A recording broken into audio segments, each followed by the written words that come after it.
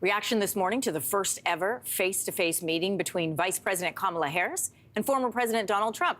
Saw them debating over everything from reproductive rights to foreign wars. But in one bizarre moment, an unfounded internet rumor about immigration crept in.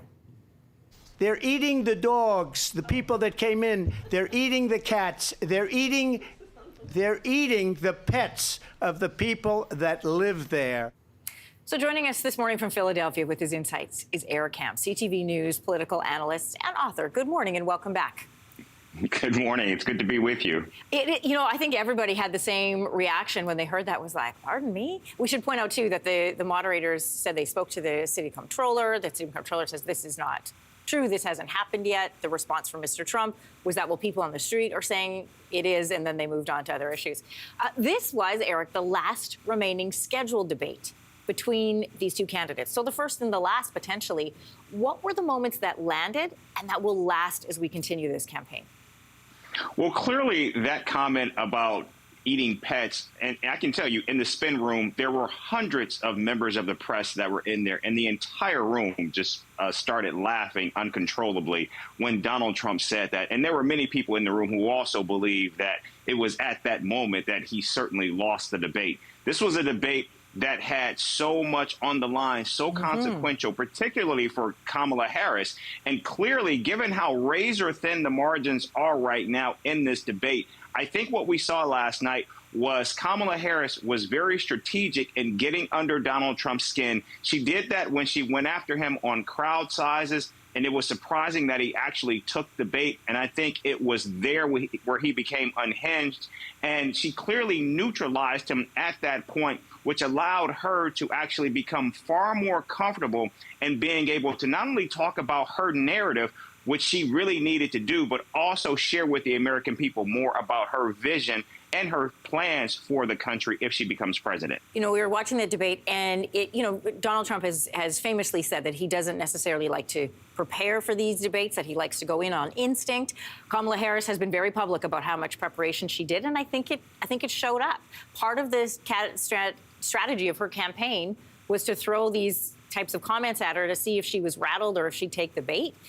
Donald Trump needed to look presidential, get his policies across. Did either of them accomplish what they needed to do last night? Kamala Harris, yes. Kamala Harris went into this debate with so many questions. And clearly, when she walked in the room, it was very clear what the intention was when she walked over to Donald Trump and actually shook his hand. You knew right there that this was a strategy that was being deployed. In addition to that, Kamala Harris needed to not only look presidential, but she needed to come off as being able to withstand the scrutiny from the moderators, but also the insults and the attacks that would come from Donald Trump. And I think she did that very well. And also just optically, we know that Donald Trump literally stands more than a foot taller than Kamala Harris. And so it was interesting going into the debate to see how they would look on the split screen. But clearly last night, they looked like equals. And again, I just think it was an overwhelmingly great night for Kamala Harris. And just to give you an indication of how true that is, we got a huge, huge surprise in the spin room last night because Donald Trump made his way in there. And tell me about that, Eric. Yeah, politics 101 is when a candidate actually goes into the spin room themselves, you know that they actually lost. And so Donald Trump came into the spin room. He answered questions. And it was very strange because just like the comment about the dog eating, Donald Trump kept spewing these polls that were taken during the debate that showed that he overwhelmingly won the debate. And so it let you know that this was someone who was very desperate to actually try to change the narrative coming out of a debate that was so consequential. In fact, I think it was so bad last night could actually be titled Donald Trump's Biden moment. Ooh, what was really important for both of them, and you cited this already, they both walked into this debate and the polls are really, really close. But where they need to win is undecided voters. Does this move the needle at all for either of these candidates? Have they won anybody over with this debate, or do we need to see more? That's a really, really great observation because you're so right. This election is going to come down to a handful of people in a handful of states. And so last night, both of these candidates needed to speak to those individuals. Most importantly, the people who are right here in this state where I am right now.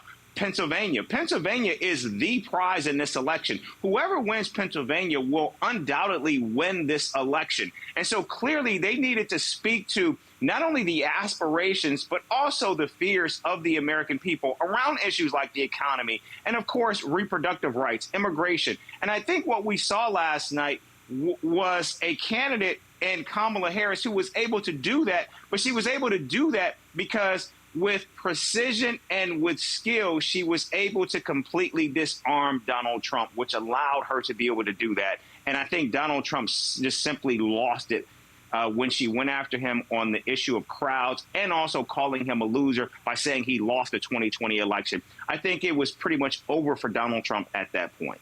A lot of discussion around the format of this debate. And I will have to say, Eric, watching last night, and I did watch all the way till the end, I would say this is the first time I feel like in a few election campaigns in the United States that I actually got to hear both candidates and heard answers to issues. And I think it was fairly clean in comparison to other debates that we've seen in the U.S. so far. What do you think?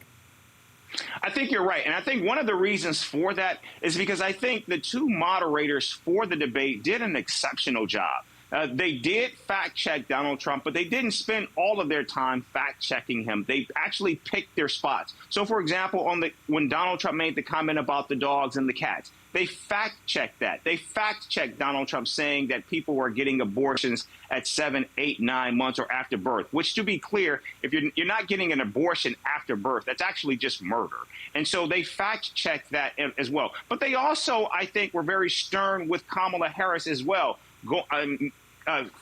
questioning her about her changed positions, particularly on fracking and other issues. And so I think what you saw last night were two moderators who were deeply engaged and not only shaping the tone and the tenor of the debate, but also making sure that they kept both of the candidates within the bounds. CTV News political analyst Eric Ham, great to have the discussion with you this morning. Appreciate it.